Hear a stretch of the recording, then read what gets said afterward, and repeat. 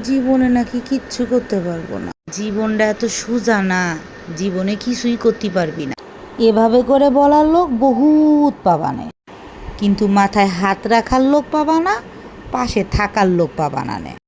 আসসালামু আলাইকুম, আশা করি সবাই ভালো আছেন। আলহামদুলিল্লাহ আমিও আছি।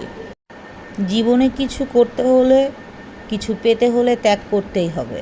তাই আজ থেকে আমার জীবনে ত্যাগের পালা শুরু। নতুন নতুন রূপ নিয়ে আসবো ইনশাআল্লাহ। অনেক কথা আছে, সব বলবো। লাইক কমেন্ট শেয়ার করে পাশে থাকবেন, যদি কষ্ট না হয়। আমাকে সাপোর্ট করবেন, আমার জীবনের গল্প শুনবেন। কাল আসছি নতুন কিছু নিয়ে। আজ যা রান্না করলাম দেখতে থাকুন। লাউ দিয়ে শিং মাছের তরকারি। ঠিক আছে, তবে আজ খাতি খাতি থুকু রান্না করতে করতে চলে যাচ্ছি। আল্লাহ হাফিজ।